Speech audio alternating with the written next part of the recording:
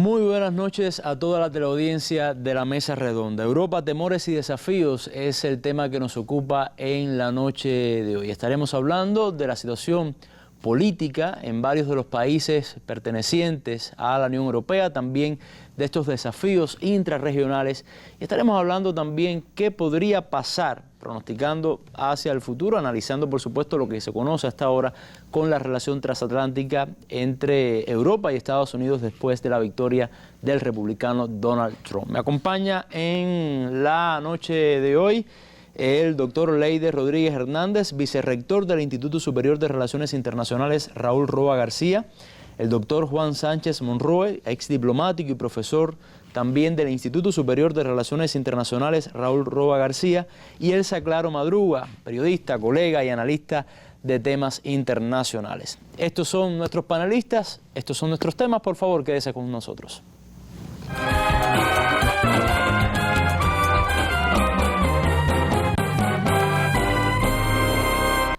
Pero antes de comenzar, vamos a nuestra habitual noticia del día. Dos colosos, dos grandes, Rusia y China, vuelven a llegar a un nuevo acuerdo ahora respecto al tema militar y el tema de seguridad. Escuchemos la noticia, sepamos sobre qué trata.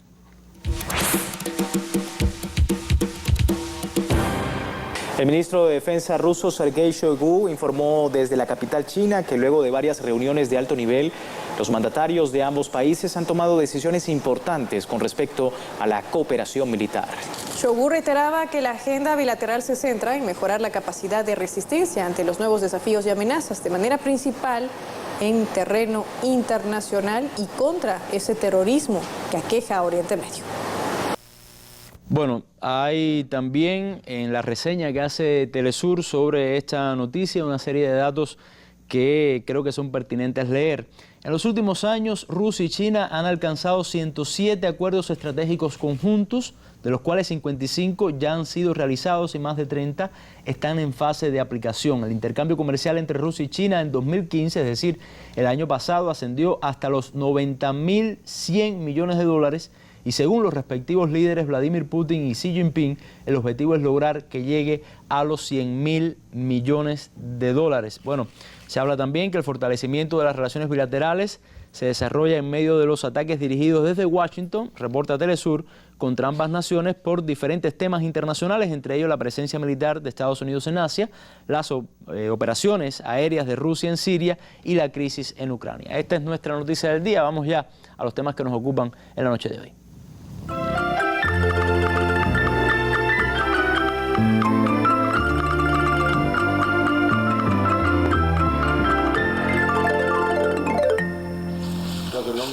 Los líderes europeos se reunieron el viernes en Berlín con el saliente presidente de Estados Unidos, Barack Obama, preocupados por la inminente llegada a la Casa Blanca de Donald Trump y una posible sacudida de las relaciones transatlánticas en comercio y defensa.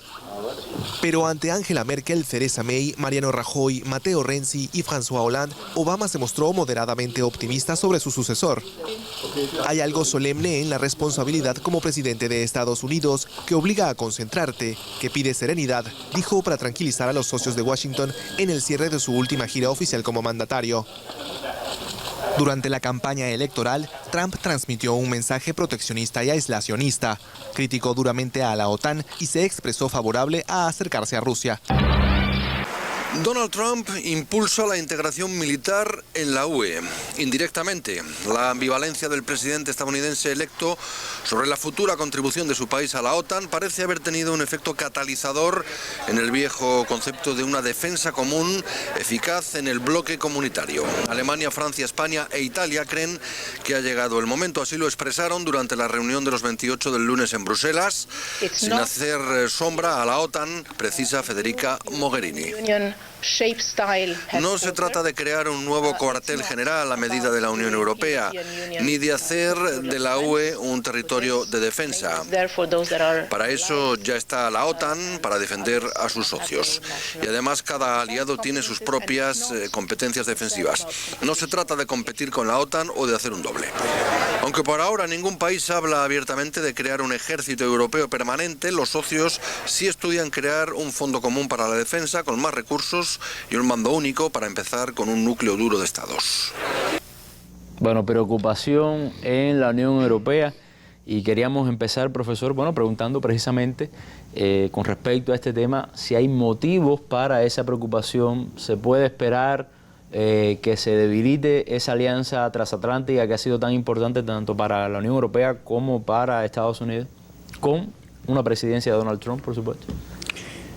Muy buenas tardes, Oliver, para ti y para mis colegas, también para la teleaudiencia y la radioaudiencia.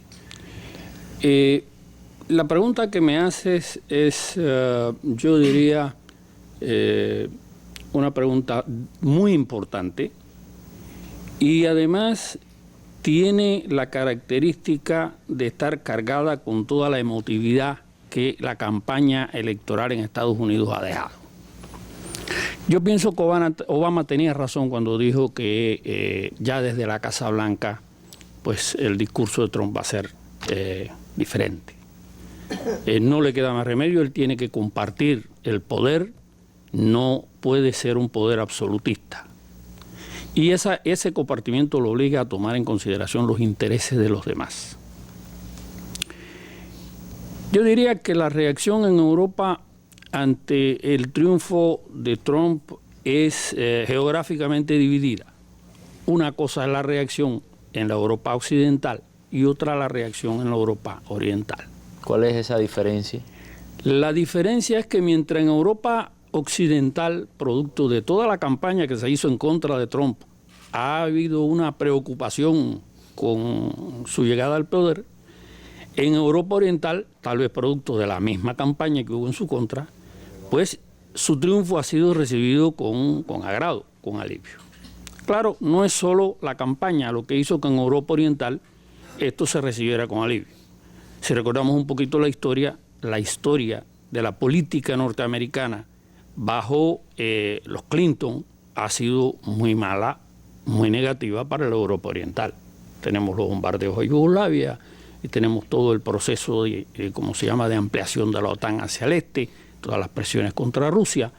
En fin, que Europa oriental se ha alegrado. Incluso hay noticias que indican que en el Parlamento, en la Duma rusa, pues hubo diputados que explotaron en aplausos cuando se dio la noticia del triunfo de Trump. En Europa occidental yo pienso que todavía se mantiene un poco la retórica esta de la campaña electoral. Esa retórica debe ir bajando. No hay dudas de que habrá cambios, pero no creo que sean tantos como los que se están anunciando. Si bien hay algunos de ellos que vienen desde atrás. La idea de crear un ejército europeo o de que Europa tenga sus propias defensas no es una idea nueva, no nace con Trump, es una idea vieja y se viene discutiendo desde hace muchos años. Yo pienso que Europa avanza de manera lenta pero indetenible hacia una estructura diferente de seguridad. La estructura de seguridad europea hoy descansa en la UE y la OTAN, o a la inversa, en la OTAN y la UE. Y esa estructura de seguridad está llamada a cambiar.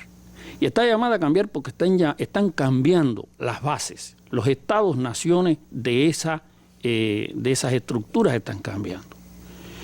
Pienso que si algo tiene de importante para Europa occidental, en particular el triunfo de Trump, es el mensaje ideológico que manda. El estímulo que da a fuerzas anti-Unión Europea dentro de la Unión Europea. Esta es una muestra de que se puede llegar al poder con una ideología y una posición anti-establishment. Esta es la señal de que una derecha nacionalista puede asumir el mando. ¿Y con la OTAN usted cree que hayan esos cambios o que Trump pueda implementar todo lo que dijo con respecto a la OTAN? Yo pienso que la OTAN va a tratar por todos los medios de fortalecer su poderío, porque con Inglaterra fuera de la Unión Europea, el papel que le toca a la OTAN para mantener a Europa dentro de los objetivos estratégicos de los Estados Unidos va a ser mayor. Esta OTAN, es decir, esta Unión Europea sin Inglaterra, es una Unión Europea menos atlantista. Es una Unión Europea más europeísta. Y por tanto, el papel atlantista de la OTAN deberá ser reforzado. Eso no significa, desde luego, que Trump esté de acuerdo en fortalecer ¿cómo se llama?, la presencia militar en las fronteras con Rusia, ni mucho menos. Pero sí que van a buscar mecanismos y formas para que esa alianza sea más estrecha, para que haya una mayor coordinación entre ellos. Entre Europa y los propios Estados Unidos. Europa, ¿no?, y Estados Unidos. Ahora falló el Tratado de Libre Comercio. Pienso que habrán en la relación Europa-Estados Unidos algunos cambios también importantes. Sin indudablemente, el famoso Tratado Transatlántico falló. Es decir, ya el Tratado Transatlántico, si reaparece, aparecerá con un contenido bastante diferente. Pienso que la idea de mantener el ejército europeo, de fortalecer la estructura de seguridad europea, va a seguir, avanzando. Y es muy posible que nosotros veamos en algún momento una Europa de 2 velocidades o de 3 velocidades.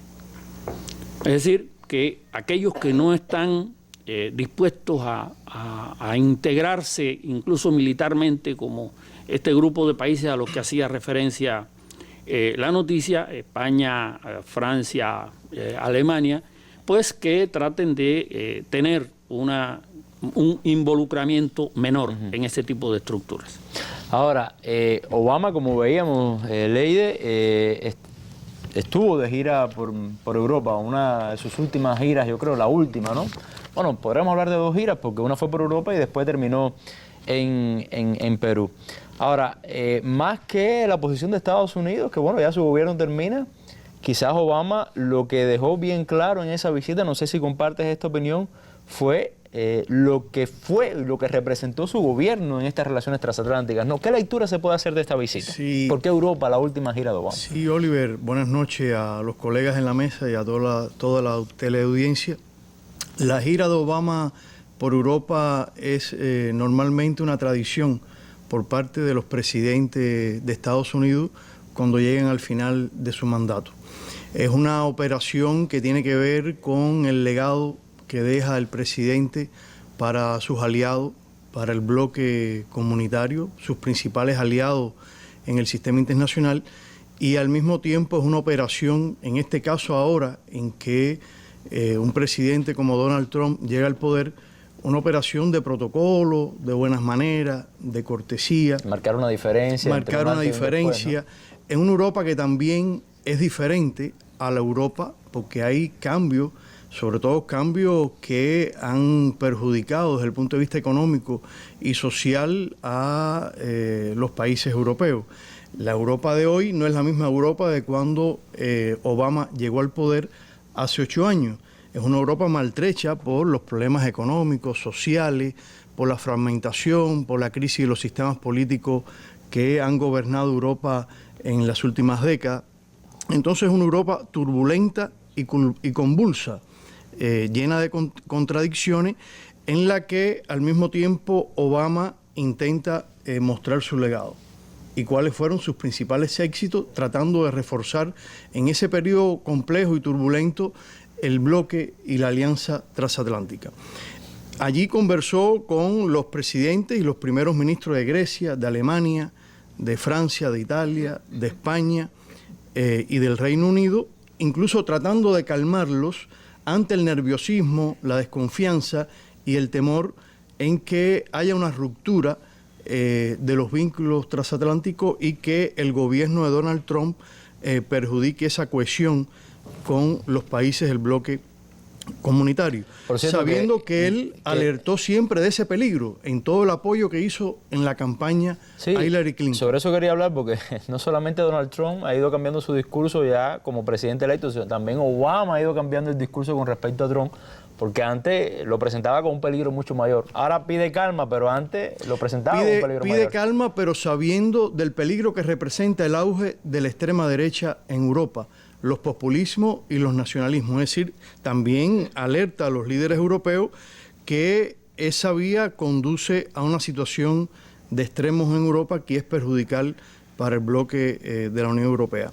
Al mismo tiempo, reconoció la incertidumbre reinante y todos los problemas de las desigualdades económicas que afectan hoy a Europa y abogó por una Europa fuerte, unida, que esa Europa fuerte y unida es una Europa que es necesaria para el lugar de los Estados Unidos actualmente en el mundo y por la importancia que tiene la recuperación de Europa, no solo para Europa, sino también para su influencia como actor global.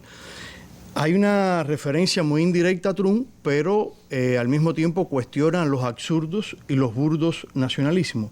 Es decir, advierte también a Europa en un contexto de elecciones que viene en el año 2017 de los daños que podrían causar el auge de los nacionalismos que él considera absurdos, burdos en ese sentido.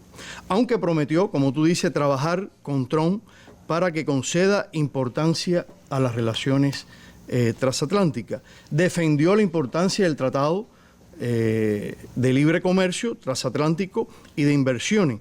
Y también señaló la importancia de luchar contra el cambio climático, que sabemos que algunos de estos países europeos jugaron un papel muy importante en la cumbre sobre el cambio climático que tuvo lugar en Francia. Y recordó a Trump que es muy importante hacer campaña, pero que hay que tener en cuenta también que más importante es gobernar y son dos cosas distintas. Es decir, que ese es un señalamiento también, un mensaje importante desde otra visión liberal, no conservadora, no de extrema derecha, pero que manteniendo los mismos intereses del imperio de Estados Unidos, hay visiones en temas internacionales de considerable importancia. ¿Y cómo evalúas lo que fue la relación transatlántica durante el gobierno de Obama? Estoy pensando quizás en su política exterior, en lugares como el Oriente Medio, cómo se utilizó muchos de esos aliados europeos, no sé, en la guerra contra Libia, en el tema Siria. La política exterior norteamericana se centró sobre todo en una política del poder inteligente.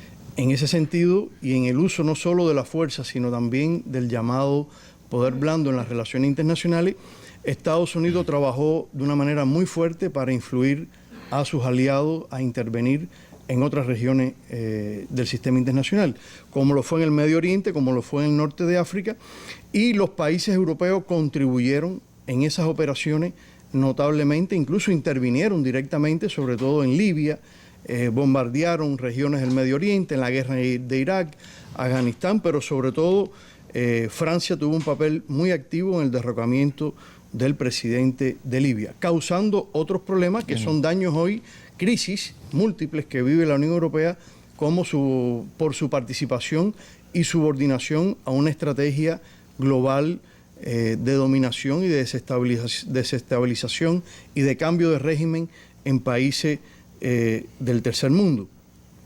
Ahora, también hay que tener en cuenta que apeló por mantener las sanciones a Rusia en torno al conflicto en Ucrania.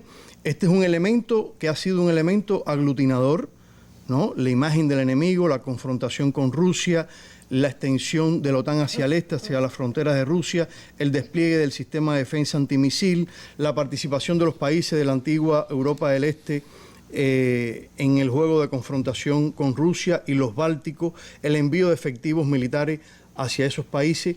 Eso ha sido un elemento de aglutinación de los intereses transatlánticos y la imagen del enemigo, la confrontación con Rusia, que es un elemento también que ha traído mucho nerviosismo al bloque transatlántico. En esto que hablaba Juan sobre la política de defensa y de los ejércitos nacionales que puedan desarrollarse, podría ser un escenario o una variante ante una disgregación de la imagen del enemigo concentrado en Rusia. Y al mismo tiempo algo que Estados Unidos necesita es la mayor cooperación en los marcos de la OTAN, porque ¿cómo se va a mantener el complejo militar industrial norteamericano? Sabemos que las mayores exportaciones de armas de Estados Unidos es para la OTAN, es para Europa, es para mantener la confrontación con Rusia. ¿Cómo Trump va a desentenderse de todo esto afectando intereses estratégicos de dominación y globales de Estados Unidos? Es una gran incógnita. Es algo para él también. Para él también. Bueno, Lady, gracias. Se estaba hablando aquí, el profesor lo hablaba del fracaso del acuerdo transatlántico, ¿no?, de libre comercio. Fue precisamente transatlántico, ¿no? Transpacífico. Bueno, No, y entre Europa y... Bueno, el de Europa sería el transatlántico. El de Europa transatlántico. El de Europa y Estados Unidos. No, el de Europa y Estados Unidos. La propia canciller general de Alemania, Angela Merkel, anunció el fracaso de estas negociaciones.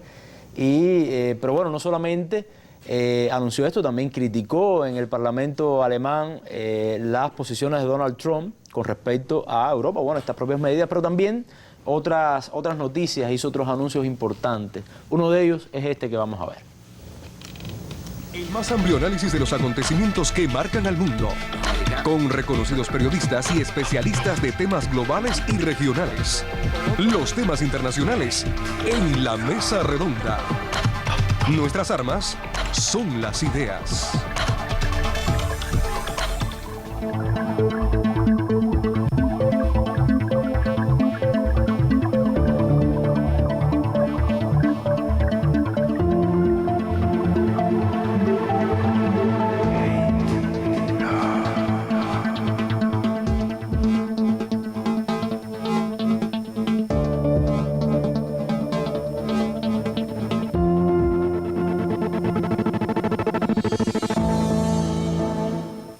Hoy hemos escuchado a la canciller alemana Angela Merkel en el Parlamento por primera vez después de anunciar que optará a un cuarto mandato en 2017. Merkel ha criticado a los populistas que en Europa y en el resto del mundo ofrecen, ha dicho, soluciones fáciles a problemas globales. Y ha reconocido que no está contenta con la decisión de Donald Trump de sacar a su país del acuerdo de asociación transpacífico. Bueno, Elsa, Angela Merkel va por un cuarto mandato para las elecciones del próximo año. Creo que la primera pregunta se impone: ¿en qué condiciones está Angela Merkel para asumir este desafío? ¿En buenas condiciones, en malas condiciones? ¿Cuáles son los principales retos que tiene que saldar? No, ella está en las mejores, probablemente sea el político que en este... Bueno, buenas tardes, buenas a todos, que disculpen. Probablemente Angela Merkel sea la político que mejor situada esté para ganar unas nuevas elecciones. En primer término, porque ha logrado conservar el capital político que cosechó hasta aquí en sus alianzas, 2 mandatos aliada a la socialdemocracia alemana. El país se mantiene con un crecimiento, es el país de Europa Occidental que mayor crecimiento tiene, con una baja tasa de desempleo.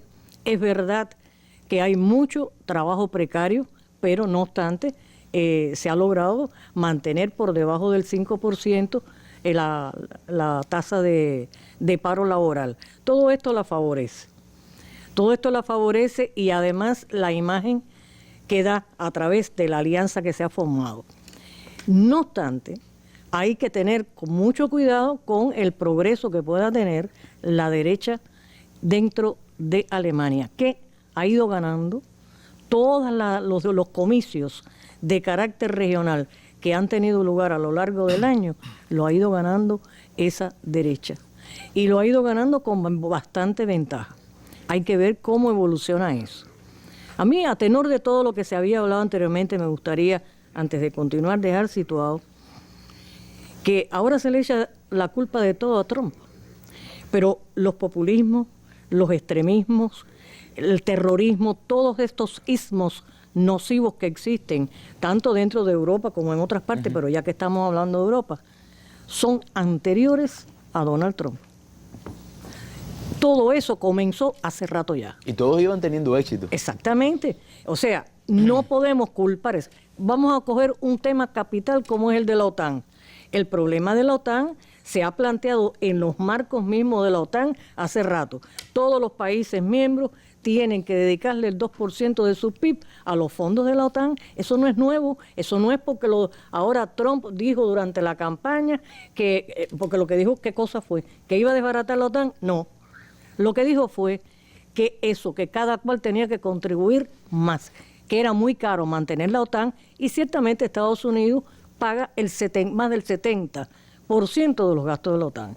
Desde luego que le conviene a Estados Unidos, porque ha sido uno de los vehículos que ha empleado para su dominio, su predominio en el continente y fuera del continente también. Su ejército también. Además, ha utilizado muy ventajosamente los ejércitos europeos para sus guerras, sea en Irak, en Afganistán o donde fuere, mediante los compromisos contraídos a través de la OTAN. Pero esto en la última cumbre, por ejemplo, de la OTAN, que se realizó en Polonia hace poco, se volvió a plantear este problema al interior mismo de la OTAN. Hay solamente 5 países de los 28 que forman parte de este organismo que cumplen con ese requisito del 2%. Croacia, Polonia, Estados Unidos y Gran Bretaña, por supuesto. Y ya, Alemania, por ejemplo, que es el país más rico, no cumple con ese requisito, y de la misma manera Francia ni el resto tampoco. Es decir, que las cosas no podemos verlas tampoco así de empezar a poner, porque en el bolsón ese de Trump se están metiendo demasiadas cosas según mi criterio. La propia Angela Merkel acaba de decir que cuando estuvo Obama allí, no, el Transpacífico no va. Bueno, ¿y por qué se apura? ¿Por qué no espera a ver qué es lo que ocurre en realidad? Porque el transatlántico, mejor dicho, el Transpacífico sí, eso es una cosa con nombre y apellido que Trump dijo que la iba a eliminar, y ahora cuando dijo lo que iba a hacer en el primer trimestre de mandato, digo, la primera acción de política exterior es esa, eliminar el Transpacífico. Ahora, sobre el otro no había hablado. Me parece que se ha adelantado un poco a los acontecimientos la Merkel, y de la misma manera se está haciendo con otra serie de problemas. Puede ser por ingenuidad, puede ser por error, o puede ser con la intención de desviar de los problemas que sí existen dentro de Europa, que existen al interior de los países. Estamos hablando de una derecha en Alemania que está copando posiciones. Alternativa para Alemania es como se llama. Alternativa para Alemania se llama ese partido de derecha que ha cogido tanto auge. Dicen que también tendrá que enfrentar esta alianza entre comunistas verdes y socialdemócratas, ¿no? Que se han unido. No, los socialdemócratas se mantienen en el gobierno con ella, y con toda seguridad se van a mantener en la misma alianza para este cuarto mandato que ella acaba de anunciar que va a hacer. Ahora, Elsa, usted ha dicho algo muy curioso y me gustaría quizás profundizar un poquito en ese tema. Angela Merkel marca una diferencia en cuanto a popularidad con respecto a otros líderes europeos. ¿Por qué ha logrado esa diferencia? O sea, más allá de este tema económico y estos datos económicos, ¿ha hecho ella algo quizás que no sé, que la ha ayudado a mantener esos índices en detrimento del capital político de otros mandatarios? No lo creo que lo haya hecho a costa de otros. Esencialmente, la política que lleva a cabo Alemania es de mucho peso, muy asentada. Es una economía que incluso cuando está en crisis responde, es un basamento. Entonces, de otro lado, lo que sí se le puede achacar a Angela Merkel y a Alemania es el papel que ha jugado en la estructuración de una serie de medidas, entre ellas todas las que tienen que ver con el modelo de austeridad implantado, y con eso que llaman, porque mediante la austeridad está justificada con disciplina fiscal, con una serie de mecanismos a través de los cuales se busca que los países, los estados, dicen ellos que tengan una administración más saneada. En realidad es una administración que tiene en cuenta cualquier cosa menos a la gente. Pero eso sí le ha costado a los gobiernos de esos países. Por supuesto que le ha costado a los gobiernos de otros países, en el caso concreto alemán, como han logrado mantenerse con crecimientos, con bajo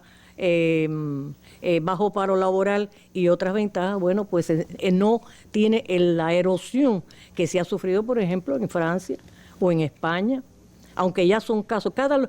A mí no me gusta meter en un solo sitio todos los casos, porque cada país tiene sus peculiaridades y su momento histórico. De modo genérico, el continente lo podemos mirar como, bueno, un continente que está en una crisis múltiple. Eso lo venimos hablando hace rato. Es la crisis económica, la crisis de deuda, la crisis demográfica, la crisis ecológica, en fin, es una situación sumamente compleja. Dentro de esa complejidad hay particularidades que, bueno, tú tienes la fragmentación política que existe en España, por ejemplo. Tienes lo que está ocurriendo en este momento en Francia con respecto a cómo también los partidos más conservadores, las figuras más conservadoras logran auge. Pero todo obedece a problemas de carácter interno y mirado estructuralmente el viejo continente, bueno, tenemos una serie de situaciones nuevas como es el Brexit, por ejemplo. Mucha prensa califica a Merkel como la líder europea más importante, de más peso, de más capital político de los últimos años en Europa, ¿no? Sin duda, sin la menor duda. Es así. Y yo diría que no es ella sola como personaje. Yo creo que está apuntalada por un equipo de políticos de los dos partidos o de los tres partidos que han estado asesorándola, que han estado trabajando con ella de una manera, incluso los socialdemócratas, bueno, independientemente de que ya en una oportunidad traicionaron su plataforma cuando estaba Gerhard Schröder como jefe del Estado, pero no obstante se han aclimatado, se han ayordado a la perfección con esta derecha cristiano-demócrata. Bueno, no solamente Alemania está calentando los motores para estas elecciones, también un país vecino, Francia. Un país importante también en la Unión Europea, y no a todo el mundo le va tan bien en los pronósticos como Angela Merkel. Incluso muchas figuras están cayendo. Vamos a ver un reportaje con respecto a las elecciones en Francia, cómo se están calentando los motores, repito, para continuar con el análisis sobre este tema en la mesa redonda. Derrotado en las primarias de la derecha, Nicolas Sarkozy abandona la vida política. El exmandatario francés ha anunciado su salida tras la humillante derrota sufrida el domingo en las elecciones internas de los conservadores para elegir a su candidato presidencial para 2017. Sarkozy ha pedido el voto en la segunda vuelta para François Fillon, que fue primer ministro durante su mandato en el Elíseo. Ha llegado el momento de plantearme una vida con más pasiones privadas y menos pasiones públicas.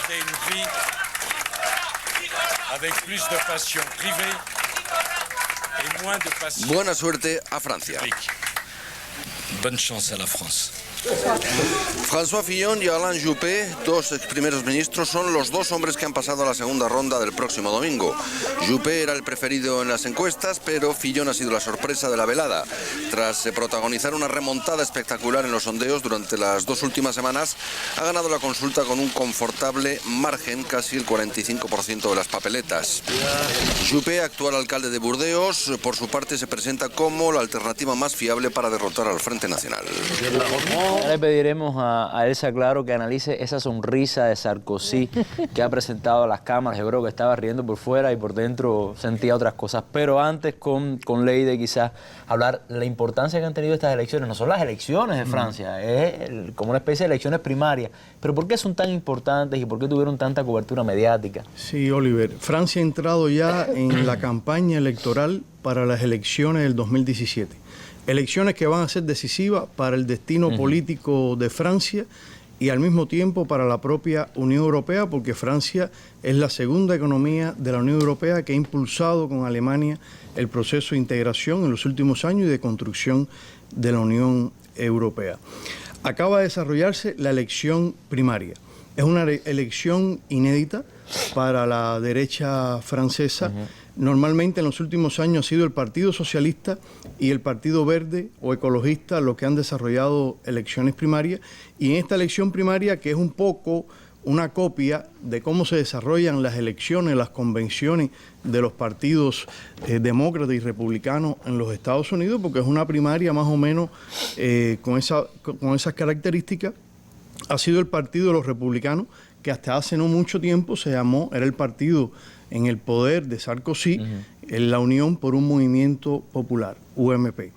Ahora, esta elección tiene lugar en un contexto en que Francia continúa, aunque no con la afectación que tienen los países de la periferia, continúa bajo los efectos de las múltiples crisis que tienen los países de la Unión Europea, una crisis económica, una crisis sobre todo también social, pero que se va convirtiendo por el desgaste que tienen los dos partidos fundamentales que sostenían el sistema político en una crisis también de carácter política en Francia y sobre todo por el desgaste que ha tenido el Partido Socialista de François Hollande en el poder, porque ha desarrollado políticas económicas neoliberales de privatización, de subordinación también en política exterior a estrategias de los Estados Unidos, transatlántica, participación en conflictos, en guerras. Y la popularidad. La popularidad ha sido el presidente más impopular en la historia reciente de Francia, incluso superando a Nicolas Sarkozy, que fue uno de los presidentes más impopulares,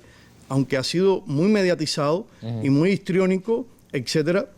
En su conducta ha sido uno de los presidentes también más impopulares de Francia. Se ha desarrollado una elección primaria en ese partido, los republicanos, que es el partido de la derecha francesa, donde se preveía, según las encuestas que volvieron a fallar, que ganara Nicolas Sarkozy, porque había sido el presidente de la derecha de Francia antes del Partido Socialista, pero ha ganado François Fillon con un 44% de votos, que había sido el primer ministro de Nicolas Sarkozy durante los años 2007-2012.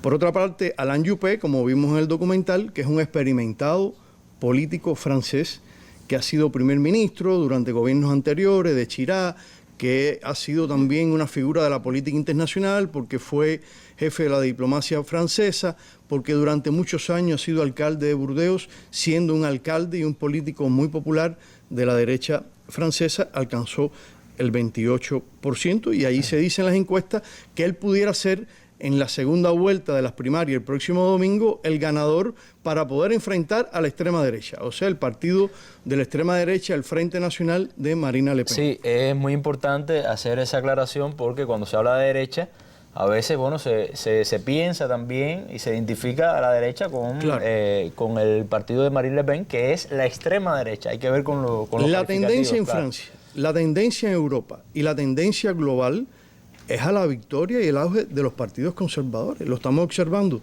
no solo en Europa, en otras regiones también del sistema internacional.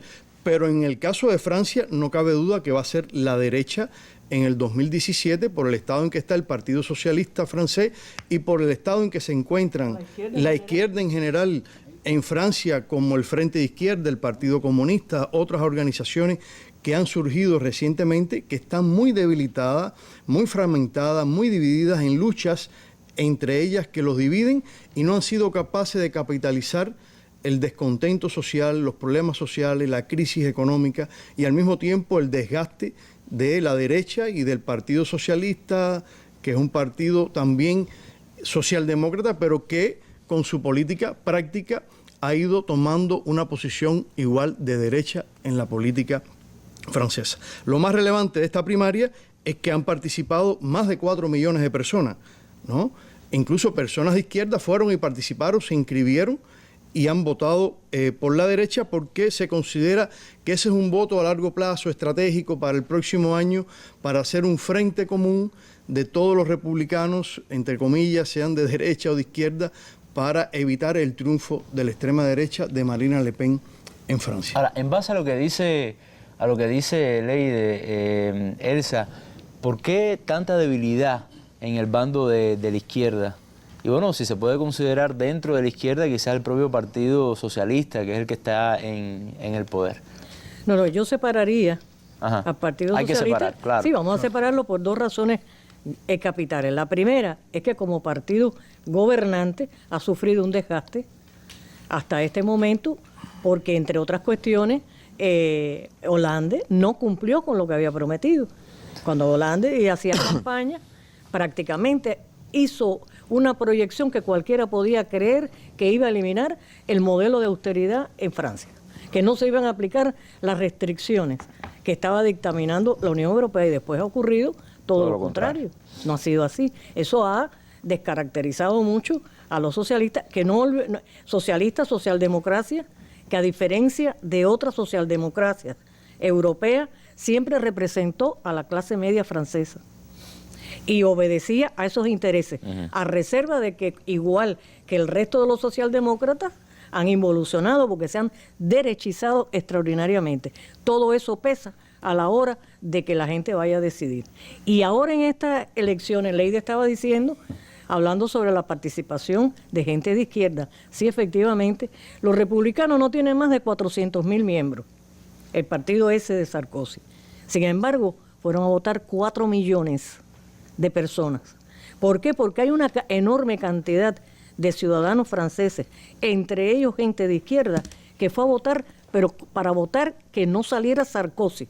Es tan impopular que promovió que ocurriera un fenómeno como este. Y se dice que esto ha significado la muerte política de Sarkozy. Y mire que Sarkozy lo han matado de veces políticamente bueno, y siempre trata de revivir.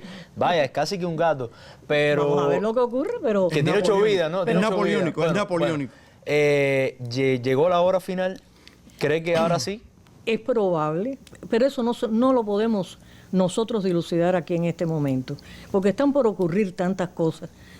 Cuando tú te sientas delante del panorama internacional, globalmente hablando, o si te paras nada más que ante el escenario europeo, te percatas de que pueden ocurrir tantas cosas tan buenas y tan malas, que lanzarse a un pronóstico me parece que no es lo más atinado. Lo que sí es importante es la actitud de ese electorado, esa gente que fue a votar contra Sarkozy, aunque siga votando por gente de derecha. Fíjate tú que interesante, es el mismo partido, es la misma tendencia política, lo único que hay figuras, y aquí el voto fue un voto en negativo contra Sarkozy, y a favor sobre todo de Fillon, más que de Alain Juppé, y para ser bueno, que se está la equivocación extraordinaria que a escala mundial está sufriendo las encuestas.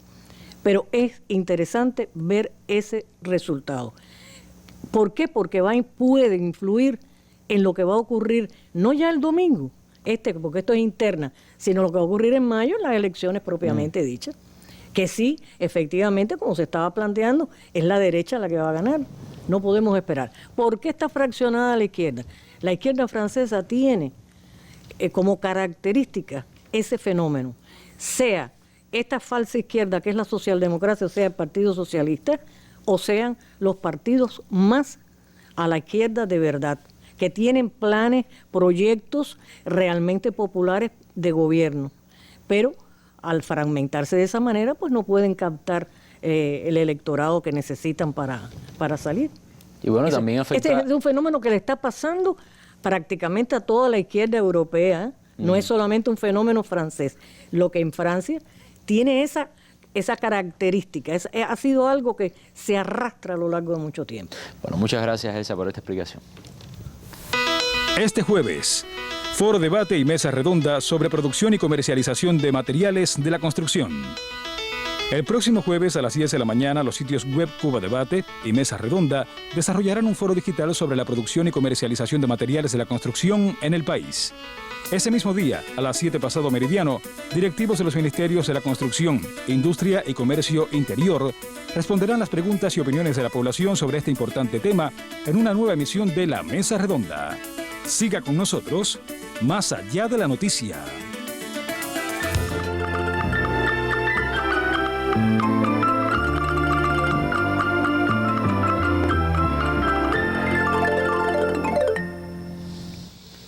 Bueno, y dentro de ese panorama político y económico de Europa no puede faltar también todo lo que está aconteciendo con respecto al Brexit, es decir, al proceso de salida de Gran Bretaña de la Unión Europea. Escuchemos el siguiente reportaje para conocer quizás los últimos elementos con respecto a esta noticia, a este fenómeno, y estamos de regreso en la Mesa Redonda.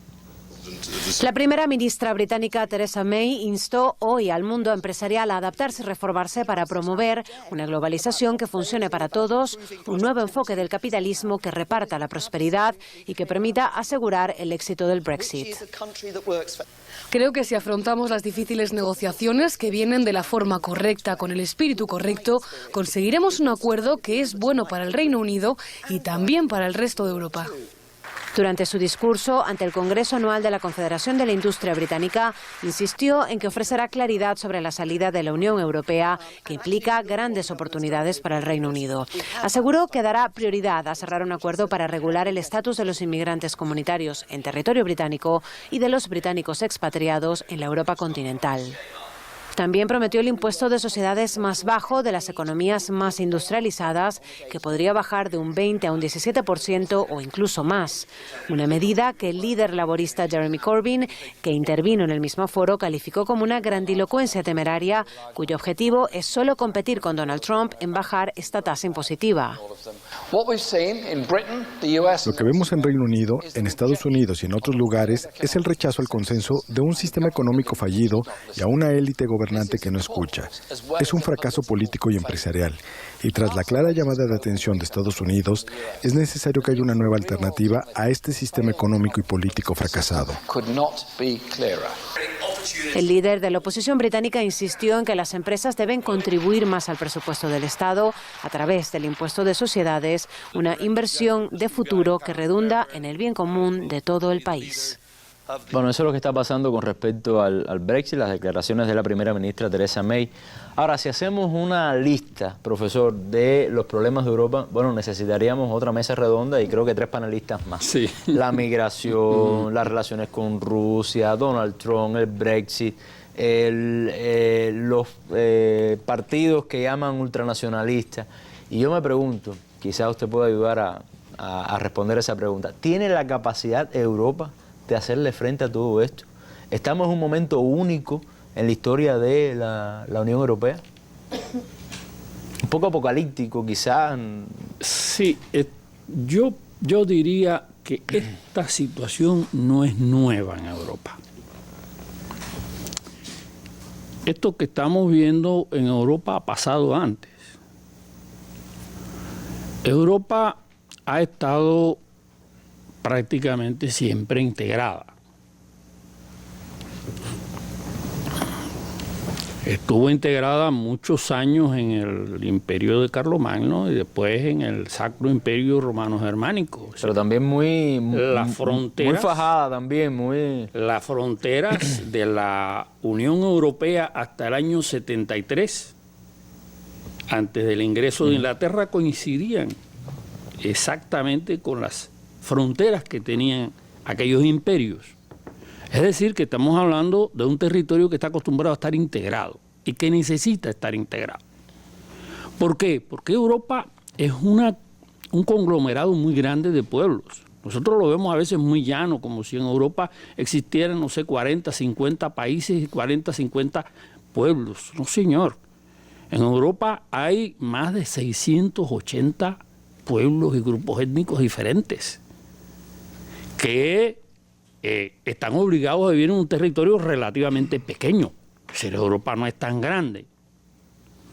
De manera que la cantidad de conflictos y de problemas que existen en esa zona son muchos y muy grandes. Por tanto, ahí la integración ha resuelto siempre ese problema de la convivencia de esos pueblos. Y ahora lo está resolviendo también. Pero Europa ha tenido otra característica.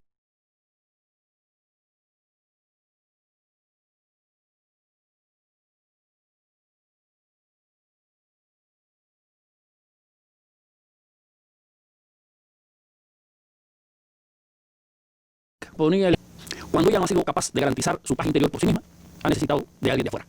Después de la guerra napoleónica, el orden interior en Europa lo imponía el Imperio Ruso, era el zar, con la Santa Alianza. Después de la Segunda Guerra Mundial, Estados Unidos, por lo menos. De manera que, repito, esto no es nuevo lo que estamos mirando. Yo pienso que Europa va a seguir integrada, que la integración europea va a seguir adelante. Ellos no tienen otra alternativa. Pero pienso que va a ser una integración diferente a la que tenemos hoy. Porque la que tenemos hoy tiene, como tú decías, toda una serie de contradicciones que algunas de ellas algunas no, la mayoría son sistémicas, que no las puede resolver Europa en la forma en que se están conduciendo los acontecimientos hoy. Los europeos y el mundo necesitan una Europa unida, y es más, necesitan una Europa fuerte, para que contribuya al equilibrio del mundo, como decía José Martí. Pero esta Europa de hoy, dependiente en cuestiones fundamentales de Estados Unidos y apoyando en cuestiones fundamentales a Estados Unidos, no contribuye al equilibrio del mundo.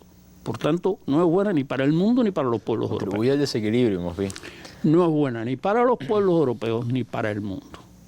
Y yo decía que se avisora de manera paulatina, pero ineludible, se avisora una nueva estructura de seguridad en Europa, que garantice que Europa juegue el papel que está llamada a jugar.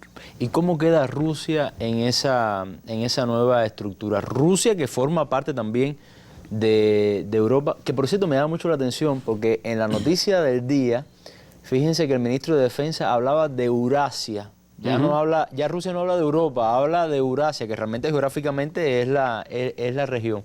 Pero ¿cómo queda? Porque ahora viene Obama, pide a Europa, a los mandatarios europeos, continuar con las presiones sobre Rusia, aceptan, está el tema Ucrania. ¿Cómo usted lo ve? Y bueno, la decisión del Parlamento Europeo de aprobar una resolución para ir en contra de la supuesta propaganda rusa, haciendo referencia a los medios que han tenido tanto éxito internacional, RT, Sputnik. Ajá. ¿Cómo lo ve usted? Rusia, es decir, no hay una Europa segura sin Rusia. La seguridad europea sin Rusia no existe. Rusia es un factor clave, de una u otra manera, en esa estructura. Lo mejor es que sea una estructura pacífica y no como la que existió durante la Guerra Fría, que era una estructura de confrontación. Pero ahora lo ves otra vez, ¿no? Ahora nuevamente lo está haciendo, pero lo está haciendo por el hecho de que Europa como tal no es independiente. Es decir, el único que gana con la confrontación entre Europa y Rusia es Estados Unidos. Y eso lo hace Europa en función de los intereses norteamericanos. Es decir, yo pienso que en la misma medida en que haya un proceso de evolución de estas estructuras de seguridad propiamente europea, habrá más espacio para una relación diferente con Rusia, que además no es ya ni la Rusia zarista ni la Rusia de la Unión Soviética. Es una Rusia mucho más débil, mucho más pequeña y mucho más peligrosa. Es decir, no hay razones para que Europa de verdad siga viendo en Rusia el monstruo que puede acabar con ella. Pienso que no va a ser una cosa rápida, no la vamos a ver mañana, no la vamos a ver pasado, pero bueno, en esa dirección... Están las presiones que hacen las sanciones, en las esa pérdidas dirección económicas. El problema está en que las sanciones son también un mecanismo importante de Estados Unidos para impedir que haya un acercamiento real entre Europa y Estados Unidos. Europa pierde mucho con las sanciones a Rusia, pero su dependencia de Estados Unidos le imposibilita liberarse de esa situación. Y está perdiendo cosas que no debería perder por complacer los intereses de la política norteamericana. Porque la OTAN es una caja de herramientas de la política norteamericana. Si los europeos la tienen o la aceptan porque la necesitan para evitar conflictos entre ellos mismos. Pero los Estados Unidos aprovechan esa debilidad europea para utilizarla en cosas como Afganistán o en otras partes del mundo. En fin, lo utiliza como una caja de herramientas.